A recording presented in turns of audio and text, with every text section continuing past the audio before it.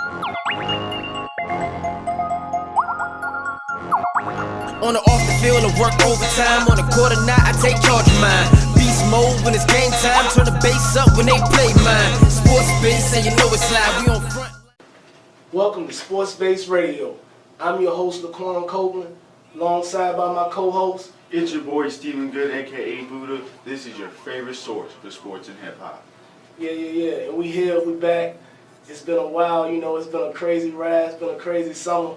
So man, what you been up to, man? How you been? I've been good, just same stuff, just different day. Working, coming home, trying to just be a part, Yeah, that sounds like a tough day, man. You're trying to fit in a day of work, then you want to do a show, you might want to hit the gym. I mean, it's just a compact day. I mean, you look at me, you can tell I don't need to hit the gym. I'm good. You good? You good? Well, let me ask you something, man. You ready for this beatdown? To be honest, I'm not looking for a whole lot. You're not looking for a whole lot. This game to me isn't gonna be. I'm talking about a beatdown on this table. On this table? Yeah, man, on this table. I'm not even worried about you. That's why I'm getting to the first topic of the night. You getting to the first topic? Yeah. All right, get to the first topic. What we talking about? We talking about the Hall of Fame game. Hall of Fame game. Your Dallas Cowboys. Man. Yeah, your Dallas Cowboys. Hey, look. I want the world to know who they is.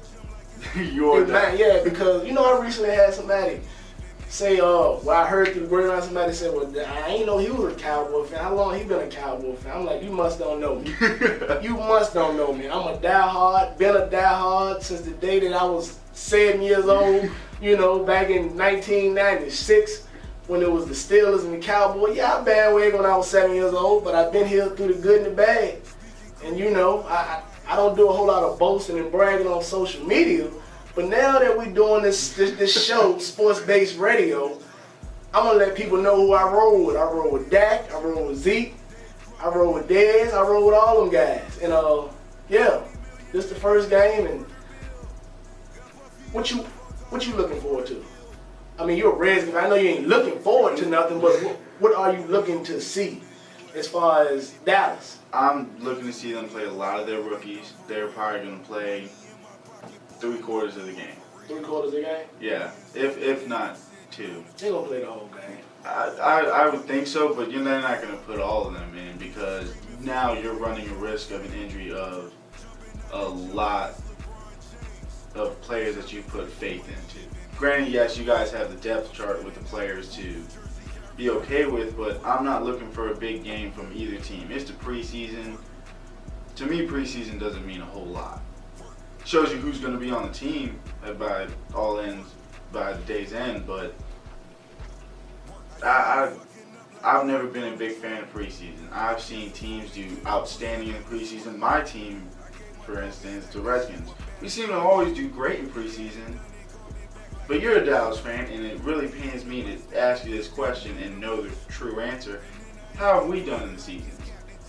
One season will be 10-6, next season we're 4-12. But we always do great in preseason. So to me, I don't look for things in preseason. I look to see how the rookies do, and I look to see a lot of sleepers on the teams, people who were undrafted, who fought through training camp, and now they're fighting for a spot. Yeah, you just said preseason don't mean that. But to me, once again, how often do you see that? See what? Players who never heard of, I'm talking weren't even drafted, actually make a name for themselves through the preseason, get that chance, because you got to remember in preseason, you can play great all you want, but you're also playing against other second and third string players. Can I chime in if I do say so myself? Yeah. You sound crazy. You say preseason don't mean nothing, but then you say you want to see what your down the line 53 gonna do. That's like counterproductive. It don't make sense. First of all, my Cowboys play tonight. Once again, my Cowboys. I'll reiterate, my Cowboys. And if you remember a year ago, Dak Prescott, he came in, game 1, boom, boom, boom, touchdown. He came in, game 2 against the Dolphins, boom, boom, boom, boom, boom, boom, boom. He put up 4 touchdowns, threw for over 300 yards. It was proven. Week 3, he played against Seattle. Romo got hurt. First drive of the game. You know, because usually the third game is the dress rehearsal game. So normally the starting quarterback is going to play ample amount of the game. Well, a whole lot of the game, deep into the game. That's the game before the game. Yeah. Because you know in the 4th preseason game, that's the starters don't play. Yeah, it's your bench players. Yeah, they're fighting for spots. Yeah. So he comes in against the Seattle defense on his first drive, and what did he do? He scored a touchdown. He looked like he belonged. And then we know what happened. The rest of the rest was history. We already know what happened. When I think of the preseason, I think of a extended version of practice. Basically, instead of practicing against your own guys in a non-televised game, you're playing against another team. Now, it doesn't mean anything for like win-loss or how good you're going to do in the season. No, it don't mean that. But do I want to get a chance to watch my first-round pick Taco Charlton tonight? Do I want to get a chance to watch my second-round pick Jadobe Awuzie? Yeah. Do I want to get a chance to watch Xavier Woods, the guy that we stole in the 6th round, the safety? Do I want to get a chance to watch the guy that we drafted last year in the 4th round and didn't play at all because he suffered a back injury in Charles Tapper? I want to watch these guys. Do I want to watch my replacements? Everybody know I had the best offensive line in football for the last 2 years. Well, I done took a chink in my arm.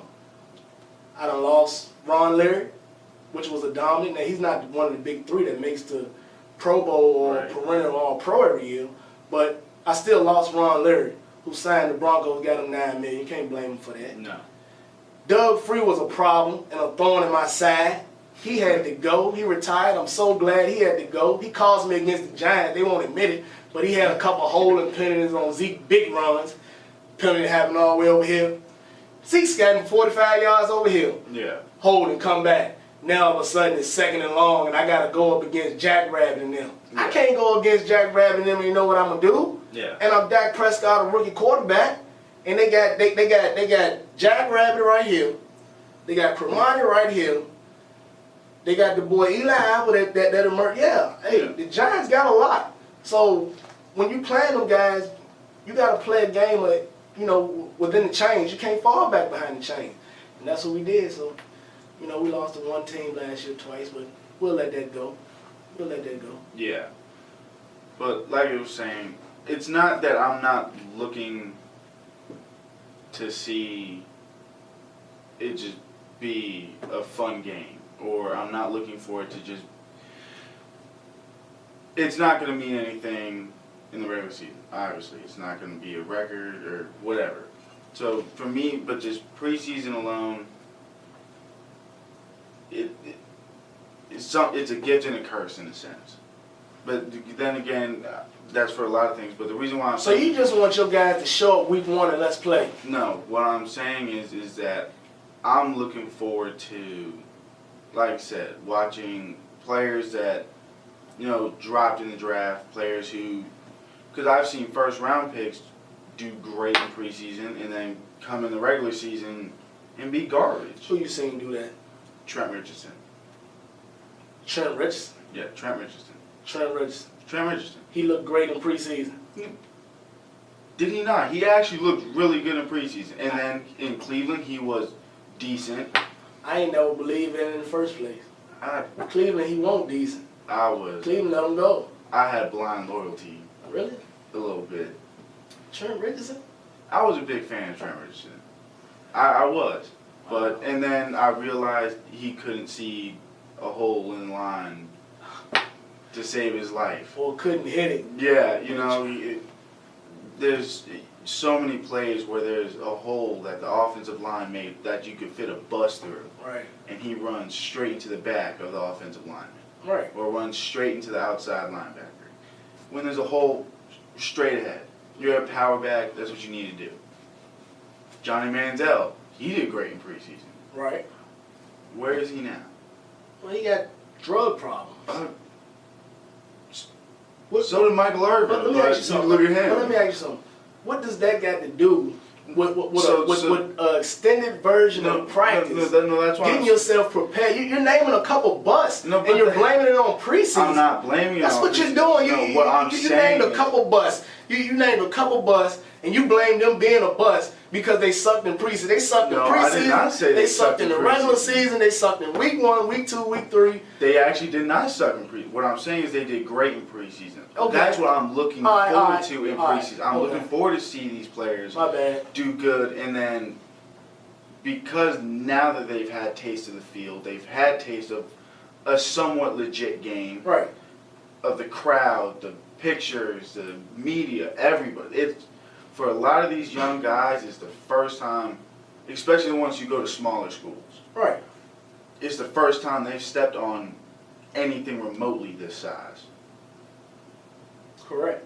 Now, yes, you have the big colleges where Alabama, that's, as big as Cleveland, really. Yeah, they stunk Cleveland. Yeah. Maybe not now with Miles Garrett and them boys get out there, man. Yeah, but Cody Kelsey. So it's a great way to see how they're going to react in the limelight. Are they going to choke when it comes down to it? But for me, How can you choke in the preseason? When I'm talking, bro, they getting better. A game is a game, right? Right. You're a competitive man. I'm guessing you played sports, or you play video games, or something. Are you a competitive man? I played a little sport. By arguing with you, I can tell you're competitive. Wasn't very good, but I played a little sport. By arguing with you, I know you're competitive.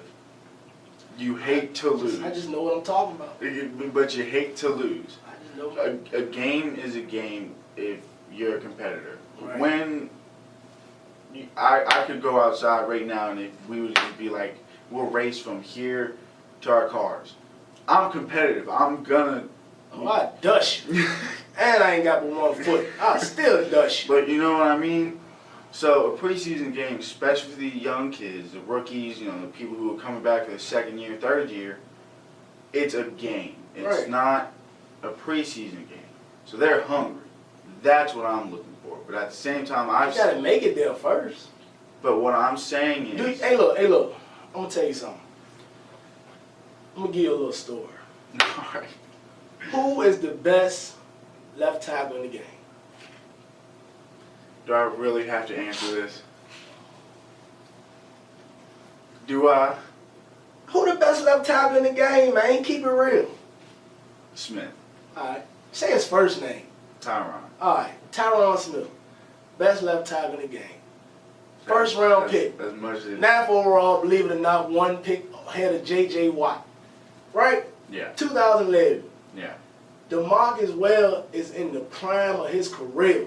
Well, kind of. I mean, he's on the decline, but it hasn't went down yet. It's just tipping. Yeah. Right. Okay. So Tyron Smith comes into the league about a solid 280. That's kind of light for a left tackle. But that's how he was built. He was more just like a big baby. Just he wasn't real. He didn't really have the girth like real fat like you think of an offensive lineman. Yeah, especially a left tackle. Yeah, left tackle. So he done put some pounds on. He done put a lot of pounds on there, like a whole lot.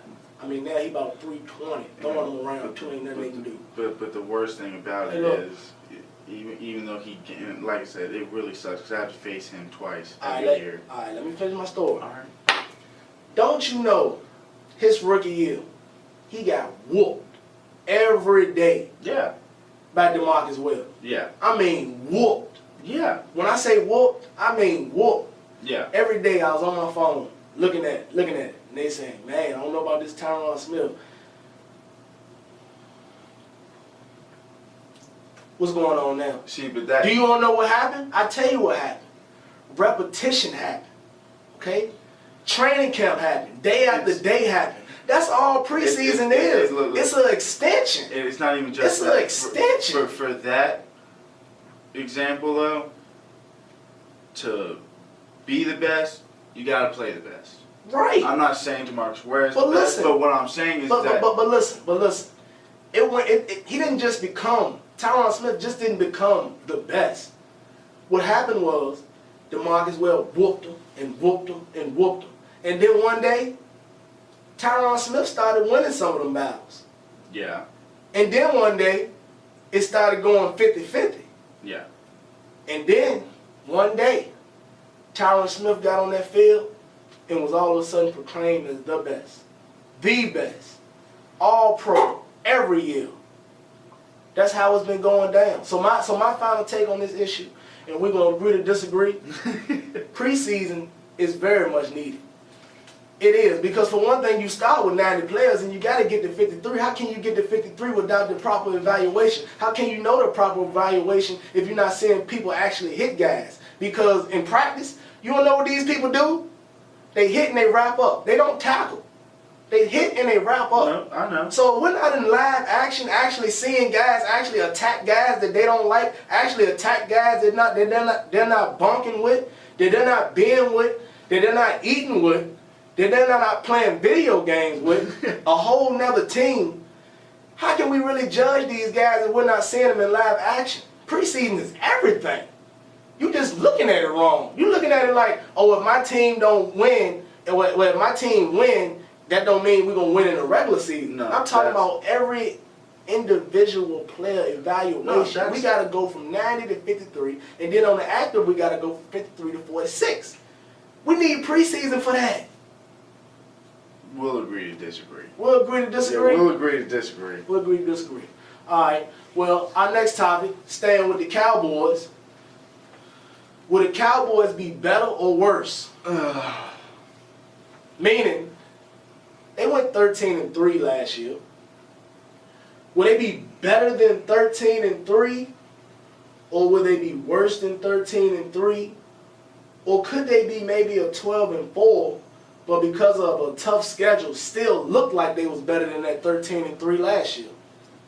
See, that it's hard for me to really give you a true answer until I'll give you week 3, because I've made my predictions on a lot of teams, and they were great the year before, and then all of a sudden something happened, like they lose a whole lot, just something mentally happened to these teams, and they were nothing the next year, or they weren't not nothing, but they like a 10-16 drops down to 8-8, or they're just that competitive fire in them isn't there, it seems like. But me personally, do I see Dallas being better or worse with a tough schedule that is coming our way?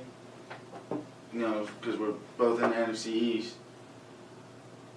I see y'all might having a worse record, but because the competition is so high.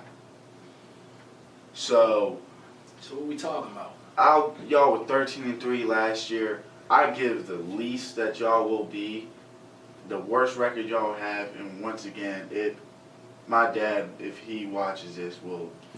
You like the Cowboys? No, I'm a realist. There's a difference. Okay. I'm a realist. I'm a diehard Redskins fan. So you ain't on no Stephen A. stuff? No. I'm a realist. Normally I say it's other stuff, but I'm saying stuff we don't need airwaves. But the worst I see y'all being is 11-5.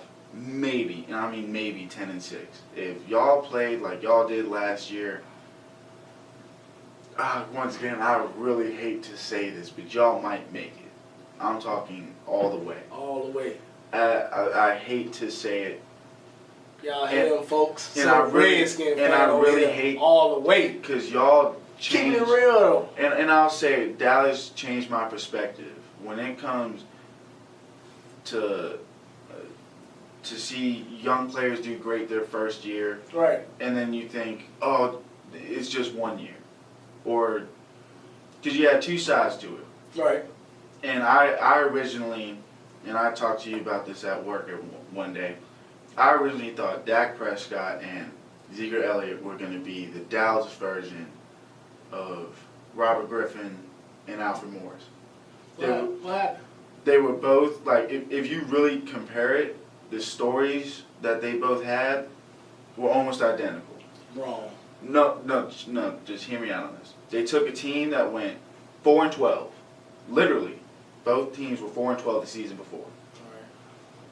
Those two rookie quarterbacks and rookie running backs brought the team into a running record. First in the division. Not only did they do that, both players were also nominated for Rookie of the Year just whoever won it was a coin toss that year. You know what I mean?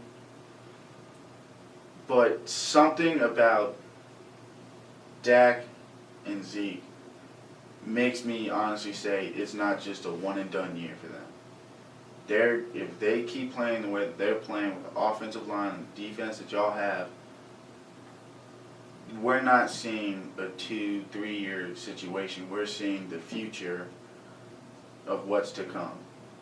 And it really sucks to be a Redskins fan because I have to see you guys twice every year. So that's games where that's 2 losses automatically to my team. Okay. But like I said, I'm a realist, so I see y'all, like I said, at least 10-6, maybe 11-5 for your worst record. But because the competition that we are playing, or y'all are playing, but since, like I said, we're playing the same teams basically, is so high compared to last year. Right. Well, let me chime in. I agree with a couple of your points. You made a lot of interesting points that I agree with, and there's a couple things that I'm like, and you know, I like to get to the yeah. I mean, because all right, you agree that the Cowboys are gonna be number 1 in the division, go to the chip, possibly all that type of stuff. I mean, that's what you just said. That's what you just said. I see y'all having. You say your daddy. I see y'all having the best chance in the NFC. I see y'all having the best chance, but you know things can happen. All right, I agree with all that. What I disagree is, and I gotta do it, Dak, Zeke, equivalento of them dudes in Washington. Then you got to talking about winning your division. Try winning your conference. Number 1 seed in the whole NFC, going 13-3, having a bye week the first week. You're right. Not even, you know, just chilling, just resting your starters since about week 15. I mean, Zeke only played a half against Detroit week 16 and ain't played at all against the Eagles in week 17. So technically, we could have went like 14-2. But what we did was we used the Eagles game as like a you know, preseason game. It's kind of like a preseason game. So it says 13-3 on the record, but in my mind, I'm thinking at least 13-3.5. I mean, if there ever was a 13-3.5. But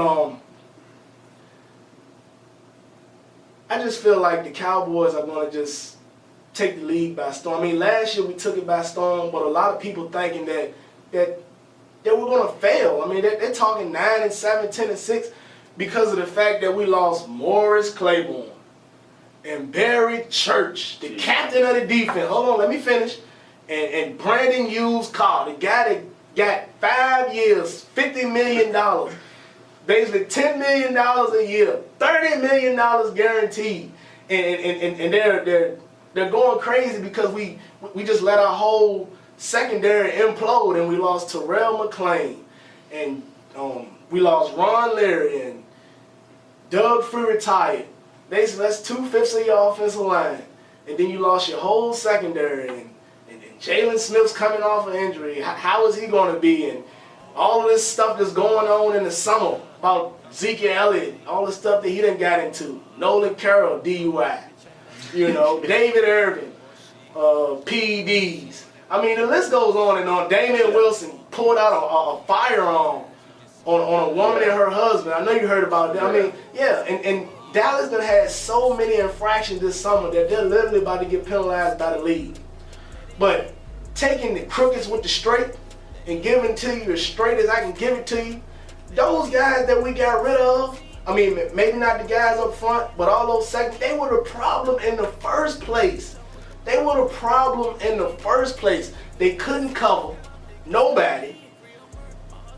In coverage, they was what I call conservative. I can remember the Redskins game on Thanksgiving like it was yesterday. Yeah. I was at my auntie house. Yeah, my Aunt Courtney. I was at my Aunt Courtney house watching the game with my cousin Sandra, my cousin Treats, you know, my cousin Michael. We was watching the game together, watching it, you know, eating some good old Thanksgiving food. My cousin Candida. We were watching the game together. And look, them boys made Kirk Cousins look like the second coming of Kurt Warner. Yeah. I mean, he was lighting them up. They was playing off coverage, giving them 8 yards. Brandon Carr. I mean, he was so scared of Pierre Garçon. He treated Gonzalo like he was Randy Moss. I mean, he backed off him, and the only thing Kirk Cousins did was pitch and catch curl routes. Pitch and catch curl routes. Pitch and catch curl routes. Then he hit Deshaun Jackson deep. But you don't know who all that was on? I want to say that was Claiborne. It was Claiborne hurt. Claiborne won't there. Claiborne won't there. Until Claiborne defense, he had his best year last year. But you don't know why? It was a contract year. And then in week 8 he got hurt and then missed a whole eight games. They brought him back in the playoffs against Aaron Rodgers. Aaron Rodgers did him like drugs.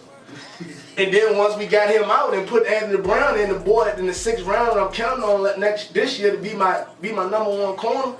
He came through for me. Once Claiborne went out. And so basically what I'm looking at it as, we drafted Jadobi Awuzie. Anthony Brown's looking to step up and be the number 1 corner. Jeff Heath, the boy that picked Aaron Rodgers off twice last year. Byron Jones, the guy who drafted 3 years ago in the 1st round. These guys are going to step up. Yeah. We're young. Jordan Lewis. He would have been a 1st round pick. We picked him in the 3rd round. The reason why he won a 1st round pick because he had a domestic violence.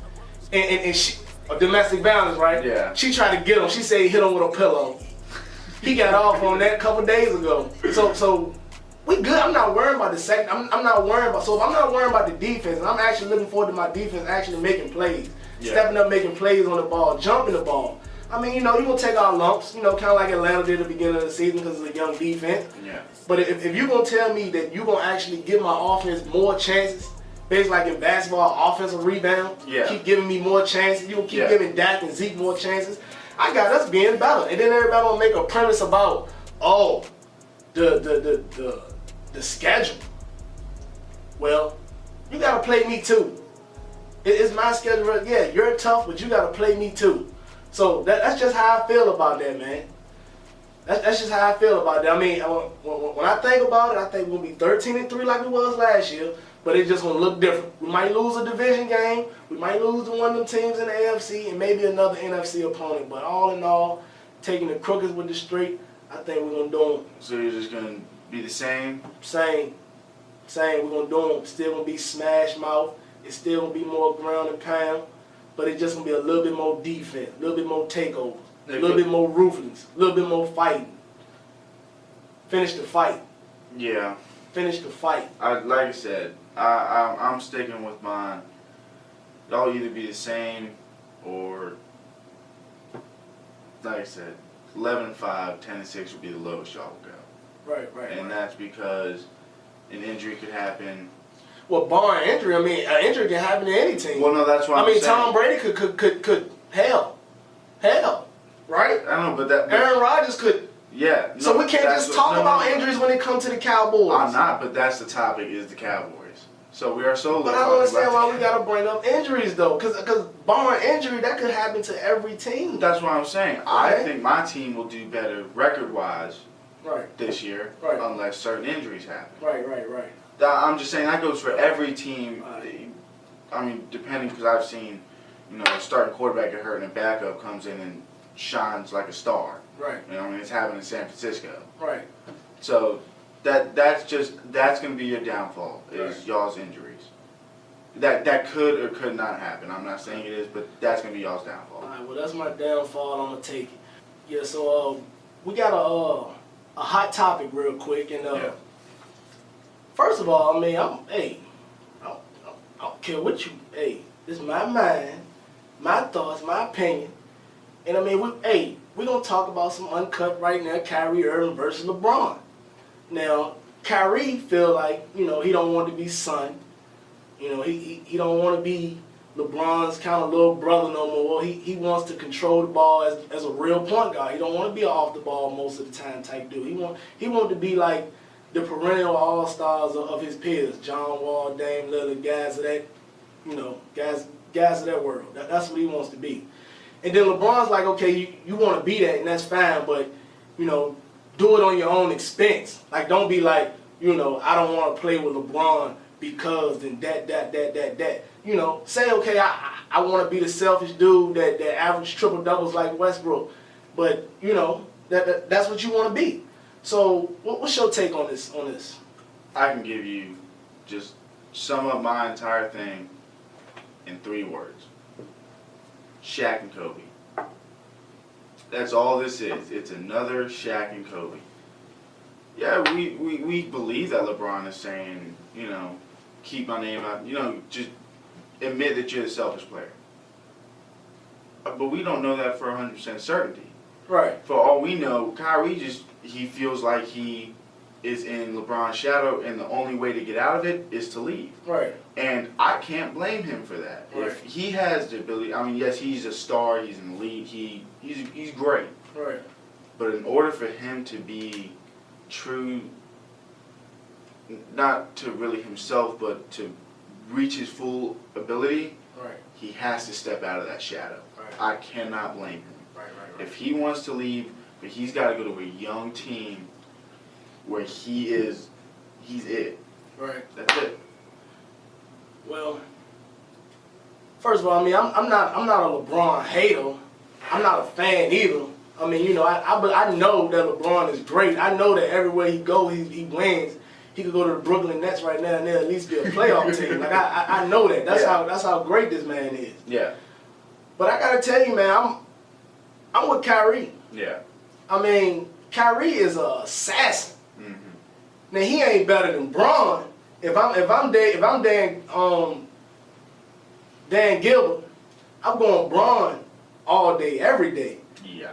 But at the same time, if I'm Kyrie Irving, I mean, why not want to be on your own? And I mean, he feel that he can do it. I mean, if you look back at the finals, the year that they won it, he was the one that hit the shot when both teams was in the final minutes playing tug of war. He was the closer down the stretch. Now, LeBron can do it, but LeBron needed a little Kyrie. Kyrie needed a whole lot of LeBron. But Kyrie can literally carry the weight. I believe if I'm Boston, as much as Isaiah Thomas a good point guard, and yeah, Isaiah Thomas averaged 29 points a game last year, and Kyrie Irving averaged 25. But Kyrie Irving is 25 years old. And Kyrie Irving is in the prime of his career. It can do you like drugs. He can do everything. He can even defend. Like when he really wants to, Kyrie Irving can put the clamps on you. Yeah. If I'm Boston, I'm waving Isaiah Thomas right now and say you can have him. And I'm going to do a swap, exchange for exchange. Maybe give up that Sixers pick. Well, whatever it takes, you won't have to give up too much because you got the asset to be able to make that trade straight up. Or, and I called this one before a lot of the people on the internet and stuff started saying, if I'm the Phoenix Suns, I'm giving up Eric Bledsoe, I'm giving up T.J. Warren, and I'm giving up Dragan Bender in a first-round pick for Kyrie Irving in a hot beat. They want Josh Jackson. I think there's some ways that you can get around Josh Jackson because they got numerous of young assets. They got Marcus Chris, they got Dragan Bender, they got T.J. Warren, you know, they got Eric Bledsoe, they got picks. They got a lot that they can give up. However, it looked like Cleveland ain't trying to come off it unless they give up Josh Jackson. But once it come time for training camp and Kyrie said, I'm not going to play for you, and then they're going to have to do, you know, they're going to get a little desperate. Yeah. And basically the Suns got the stuff for old Desperado. And the Celtics got the stuff for old Desperado. But them about the only two teams. But if I'm with Kyrie on this one. I really am. I believe he got the stuff that he can go to another team and shine. And I'm not saying he's going to win a championship. I'm not saying he's going to take nobody to the Eastern or Western Conference Finals. But what I'm telling you is, if this guy got a couple players to go with him, a Devin Booker and a Josh Jackson, that boy going to ball and that team going to make the playoffs. I agree. I do. Like I said, I don't like LeBron, but I give him respect. I like Kyrie. And see, I do not like LeBron. I just would love to see. I would just love to see Kyrie operating under his own table. I think like he's kind of like LeBron in a sense. No matter where he goes, as long as it's anywhere but Cleveland, he's basically gonna shine. Yeah. Like you said, he go to Brooklyn right now. He could probably take him to the 8th seed. Kyrie ain't taking no Brooklyn to no 8th seed. He's in the East. You gotta remember, he's in the East. I don't care if he was in the Central. I don't care where they at. He ain't taking Brooklyn. Brooklyn don't got nothing. He ain't that. This is my opinion. He could. I believe he can. Okay. So, we've been talking about a whole lot of sports, and a lot of people don't know, but sports-based radio is actually sports and hip-hop based. Yep. That's why it's sports-based radio. If anyone want to know where the origin of the team name comes from, it's sports-based radio because it's music, and it's hip-hop. Yeah. And as of right now, August 2017, there ain't no hip-hop without, the Migos right now. I mean, that group right now is putting the hip in the hop. And so I'm just going to ask you, are they just like a hot group and going to be that way for a little while? Or are they transcendent? Like, are they going to bridge the gap? Take it to another level. Like, it's here as far as rap groups that you done seen, and they're going to go here. As far as success, as far as aura, as far as, like, just rock star appearance, just girls dropping out, crying, where would they go? They can go as far as they want to. They really can. Right now, we talking about are they going to bridge a gap? They already have. Every song that I turn on the radio when I drive to work, when I drive for lunch and everything, they're always on. Right. They're always on. It seems like every week or every month, right, there's another hit, if not two hits. Right. Whether it's their song or they're featured in the song, right, whatever. Or if it's just two of them, however many, right, there's always a hit coming out. Right. Now, there's been artists that are big at first, and then drop off all of a sudden. But they haven't even had the slightest bit of drop off. Right. They aren't even, I don't think they're even at their peak yet. So I think they are going to keep. You saying they're going to get better and just... The only thing that will destroy them is themselves. I hate to be that corny guy to say this. No, I agree. But that's the only thing, is if it's like an NWA situation. Is if money or whatever gets between them. Right. I don't see that happening. Right. I don't. They're family, literally. Literally family. Yeah, they're literally family, and they've been through so much together. They've started from nothing to come to winning awards nonstop, constantly getting radio play, everything. Right. So they've already bridged the gap. Right. And then just the gap's gonna keep getting further and further and further and further. Right. And then making room for newer artists with their style. Right. That's my opinion. Are the Migos transcendent? I believe the Migos are transcendent in every aspect, in every sense of the word. I mean, these guys, they came on the scene with Versace. And Hannah Montana. Those are two. Offset was locked up at that time. Yeah. Yeah, he was locked up. And them boys looked out for him. He said when he got out, them boys bought him a car. Yeah. Those guys are family. Quavo, which is the star of the group, and is the one that's on everybody's songs right now. He's got a new joint with Nicki Minaj. Yeah. He represented on Good Drink. Yeah. He's the one that's on other songs. Of course, Offset is too, Takeoff is too, but he's the main one that they contact. He's the star of the group. Yeah. But wow, he's not even the best rapper in the group, but he's the best star in the group. He might be the best overall talent in the group as far as the best, when it comes to hooks, getting on everybody's song, riding the beat. He might be the best as far as like the best talented overall artist in the group. Yeah. Like Chris Brown is a talented artist, but he's not the best rapper in the world, right? Yeah. All right. He's the best all around. Yeah, he's the best. He can sing. Quavo used a little auto-tune. He's the best overall in the group. Yeah. But to me, Takeoff is the best. My man. He's the best rapper. Yeah. That's what I tell Takeoff everybody. is the best. I mean, when he comes on, he got Like that deep Commando. voice. Like we go bad bougie. He comes on, and I mean, like Slippery.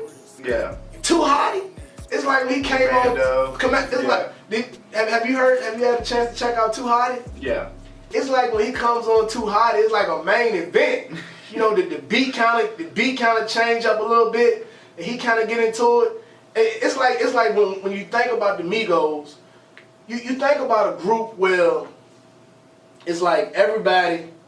Of course, Quavo is the best, but if those guys were to go solo, in my opinion, all of them could at least make some semblance of a career. Yeah. Like it's not like one of them would just like be nothing. Like he's Michael Jackson and then he Tito. You know what I'm saying? you got Prince and then no. some random dude. Yeah, like no. I think all these Quavo would still be a star, but I think all these guys would somehow make it. So if you think about it, that means all these guys are at least great talented. I mean, even Offset. I believe in Offset. So if you put all this talent in one group, not to mention that Quavo is Takeoff's uncle and Takeoff and Quavo cousins. If you think about this and you think about how these guys that come up. Like you said, the only thing that can derail this group is them breaking apart. If these guys stay together because they family that came up through the mud together, this group got potential to be transcended and possibly be one of the best groups to ever live. Yeah. There was a hint of it starting to happen. I know I pay attention to it on their performances, interviews, you know, when they're on radio shows, everything. Right. When they talk about Bad and Bougie, right, you realize Takeoff is not in the song at all. Yeah, he got mad at the awards because the guy asked him why he went on Bad and Bougie. Yeah. And he said, "So I went on Bad and Bougie." Did you ever seen them did you ever seen their live performances? Right. You got Offset and Quavo, they're going in, and you got Takeoff basically in the background, right, as a hype man. Right. He got pissed. He was not happy. Right. So there was a glimpse of it's just like they might. Right. But their family, they came together, they worked it out. Yeah, I know they left him off a couple. So I don't know what goes on. You know, family brothers fight. I believe it's because of styles. You got Quavo, who can do, like you said, he can do a little bit of everything. Right. He's that guy. He's the leader of the team. Right. Offset is like the D-League version, basically, of Quavo. He can do a little bit of everything, just not nearly as good as Quavo's. And then you got Takeoff. That's a good premise. Then you got Takeoff, whose sole purpose, you're our main rapper. Right. You know what I mean? You're the mumble guy. You're the guy who's like you know what a chopper rapper is? Takeoff? Yeah, you know what. See, I don't think he with the mumble stuff though. No, but I think he literally got bars. But like New York, Philly type bars, New Jersey, you know, them up north guys, Chicago type bars. Mumble was a bad word, but you know what this rap style chopper is? Like Tech Nine, you're fast to where people they can't understand you, so they judge you as a mumble. Okay. That's him. Okay. But he slowed down now. That's what I was gonna say. He has the ability to do that. I see what you're saying though. And slow down to make it to where you're in the car and you're bumping to it. Right. So he to me is the best rapper. Yeah, yeah. He's the best rapper. Yeah. And then you got, like I said, the D-League version of Quavo's and Offset. And then you got Quavo's, who's the star. Right. But somehow, some way, they, And you want to know what was great? Sometimes you can, because they kind of fell off a little bit, like after Handsome and Wealthy and all, Fight Night. After those songs, they kind of fell off a little bit. Yeah. You know, I don't know what happened. I don't know if somebody got locked up or not. I mean, I don't keep up with it that much. I'm an avid fan. I'm a diehard Cowboy fan. That's what I rep, Cowboys. But anyway, you know, they kind of fell off a little bit, and then when they came, when they came back, they came back. You know how people say, you know, that fall off gonna hurt or whatever, but that comeback was that comeback was strong. Man. I think what they did, it wasn't them falling off, it was them, because you realize they made mixtape after mixtape after mixtape. It was like 3 to 4 back to back to back to back. Right.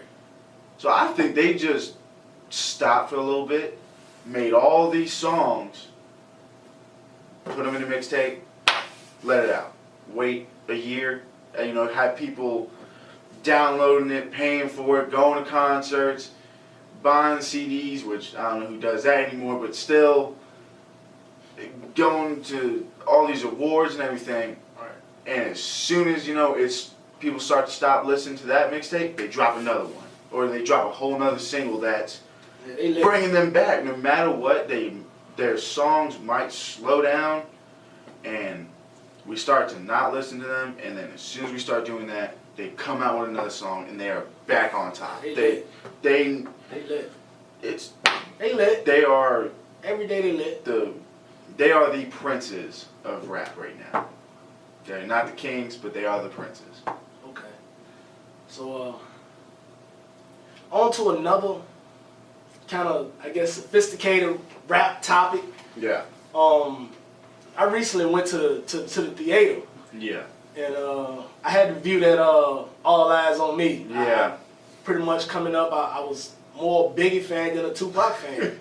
You know, I mean. But I know your take on West Coast rappers. Yeah, it kind of sucked. Yeah. Back in the day, anyway. I mean, there's some good ones now. You know, Yeah. YG. Of course, Kendrick Lamar probably the best in the game. But back then, them guys sucked. But yeah, I went to go view that movie, and I thought it was a great movie. I got an aspect on how Tupac really was, because me being like 9 years old, well, not even 8 years old, like when he died, I didn't get to appreciate the legend called Tupac. Yeah. And I actually, like when people say they the realest, you know. Yeah, the realest dude. Yeah. When they say they the realest dudes and they did this and they did that, if that movie is any way telling the truth of what Tupac did, then he was the realest dude. Yeah, he was the realest dude. I mean, he had the rap style. He was smart. He was poetic. He was a real gangster. He was a real thug. He'll smack it out of you. I mean, he was him. So I'll ask you this on seeing that movie and just knowing how he was. Will there ever be another Tupac? No, there won't. I didn't get a chance to see the movie, but growing up, I also never got a chance to see the legacy of Tupac. I was born after he died. Wow. Yeah, and I never got to witness the legacy. Wow. But growing up, I was a huge fan of his music. I was never. Any YouTube videos? You watch any? Yeah, there's to learn about him. Well, yeah, no, the documentaries and other stuff. Not only that, just TV shows that talk about him and all this and all that. Just listen to other rappers say how he was their inspiration, how he was the greatest or whatnot. Tupac also taught me a couple things. Some things I can't say over the radio. Right. But he was the type of guy to preach to you like Martin Luther King and turn around and steal your lunch money. Right. He was that dude who could be a priest and then a thug at the same time. I agree. Well, I mean, look at his background. His mom was Black Panther. That's what I'm saying. So he had that thug to him, but at the same time, he's like, I don't want you to be like me. I want you to do like a father does. I don't want you to be like me. I want you to be better than me. That's kind of how he was. Right. He's like, I don't want you to do things that I've done, but then turn around and rob your car. Right. He was. Right. When people talk about OGs and everything, if you really, I know he died when he was, what, 25? 25. He was 25. That's too young. He was 25 years old. It's just too young. And he changed the game in the short time that he was on this earth. Right. He made so many people connect to music in a way that started happening but wasn't getting nearly as big till he came along, till he came out and started being who he was. Right. And I mean, to be honest, that kind of goes for Biggie. Right. Biggie died, he was 21. He died on his 21st birthday, I think it was, or something like that. I'm not a Biggie fan. But they both changed the game in such a short period of time. It's such a tragic to see it just disappear. I believe that if they were both still alive, and not even just them, just a couple rappers in general also, rap would not be the same as it is today. I agree. I agree with that premise. Of course, Of course, rap wouldn't be the same as it was today. Everything counts in life. Everything matters. People probably would think that it was corny because of, how thuggish Tupac was and how he rapped. Now, he might have transcended and went different, same way other rappers do it. Yeah. Other rappers kind of change with the century. Flow. You know what I'm saying? They kind of adapt. Yeah. Adaptation is the human way. Yeah. But I don't know if there ever will be another Tupac. I want to believe so because I'm 29 years old. If you think about it in life, everything gets better as you live. Like technology is way better. I mean, we're not walking around with a little flip phone no more. Now we got iPhones and Androids. I mean, the rap game got better as far as sophistication, as far as production, the way you want to put your songs together and stuff like that. Yeah. The NFL's gotten better. It's more physical. It's more athletic. NBA, the cars have gotten better. So I don't see why there will never be another Tupac. I mean, don't get me wrong. I seen what he was, and I appreciate what he was, and I wish that he was still here, more so for revolutionary reasons. I believe Tupac would have been the person that kind of bridged the gap in society and made and brought awareness to what's going on in the world to a whole nother different level. Like, you got a lot of people now, celebrities and stuff, they'll come out and say stuff, but they're not really doing anything. Yeah. Like, with all this money in the world, James Harden just signed a $40 million a year contract. Yeah. I mean, these people is getting money. I'm talking about entertainers. Yeah. So I believe if Tupac had that type, like the type of money that's in the world right now, he would do something with it. He would have done something, and it could have possibly branched off. Like he would have been that person of influence that maybe, sure, Jay-Z do stuff for Brooklyn, but he don't do stuff for the world. But do he do stuff for the world?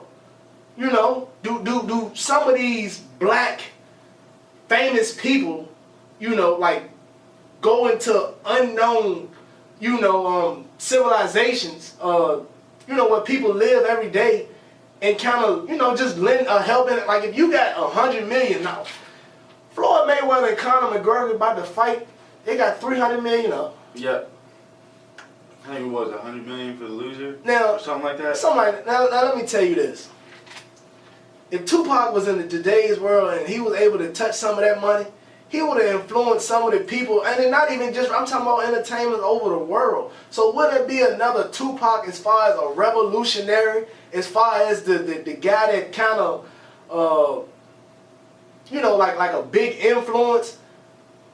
I don't know, we will have to see about that. But will there ever be another Tupac, the rapper, the guy that, I'm pretty sure there's guys right now that rap, that go hard, that'll smack you, they got good. You hear what T Grizzly on his first day out? He made the song First Day Out. You hear the lyrics in that song? Yeah.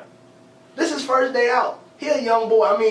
Not just him. I'm just using for example. A young boy that really goes hard, that raps about going hard, that got good raps. I'm just saying, right now we in 2017. I just question what it's gonna be like when we're in about 2070. The reason why I say there will never be another Tupac is not only because the game is changing, so it's really hard to say there's going to be another one when his rap style was completely different than now. Right. But there won't be another Tupac just because he's his own, like, greatness. And it's very hard for me to explain this, but because who he was, how he was, not only did he act upon it, the good and the bad stuff that he talked about and rapped about. It was literally an actor. Yeah, literally, he's in some movies that actually... Juice? Yeah. Juice? Yeah. Oh my God. Bishop. Man. That was actually funny. I was watching that the other day. Right. But he touched the lives of so many people in communities that needed it the most. Right.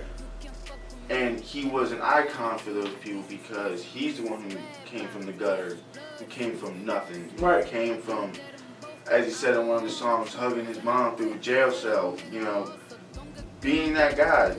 doing the stuff on the streets, and to come from that. You like Tupac, don't you? I'm a big person I'm a big musical fan when it comes to people actually rapping about something real. Right. Now, yes, I listen to Migos and, you know, all Lil Uzi Vert sometimes, and Kevin Wise, and, you know, some of these people. But there won't be another one. There won't. Well, it's been good doing this show with you, man. You know, it's been about a month and a half. You know, I've been on vacation. Jersey's been on vacation. You know, Yeah. so but yeah, I enjoyed doing this show with you, and you know, talking about all this hip hop stuff. You know, I feel like we got a good group of locals around here, but unfortunately, you know, we're kind of like not in a good rap market, like we're not in a good media market, but there's some good talent in this place called Farmville and the surrounding counties. That there's people that really, I'm listening to them, and I'm really loving what they're doing, and if given an opportunity, there's a lot of people in Farmville that's gonna strike. And I mean, hey, shout out to the Don Hunter and We Up Front. Them boys doing their thing. Shout out to Nina Ross. She been doing her thing. Shout out to T Nice. He was actually the one that produced our song for us for the show. Yeah. Shout out to Charlie Ward, my boy Charlie Ward from Crew. He doing this thing. Shout out to the boy Charles Lee Ray. I don't know him, and I don't, but I see him, and he got a great song, and that song is fire. Like I can relate to a song that he put out. That boy is fire. That boy coming. Producers, DJ. Shout out to DJ One Way. He doing this thing on the ones and twos. Majesty. Man, the list go on and on, man. It's a bunch of people in Farmville right now. GMFB. Yeah, it's a bunch of them, man. So this town is breeding talent. It's not a great market as far as you know, people that's willing to lend a helping hand, but Yeah. this is a good town, and yeah, man. Shout out to Thankin', my boy Jersey, he doing this thing. Shout out to Jamal Early, First Fam ENT. It's people right now in Farmville that's trying to win, man, and they trying to do it their way, trying to be entrepreneurs and do it their way on their terms. Yeah. So it's been great doing this show. It has. And it's sports based all day. Cowboys tonight. We out.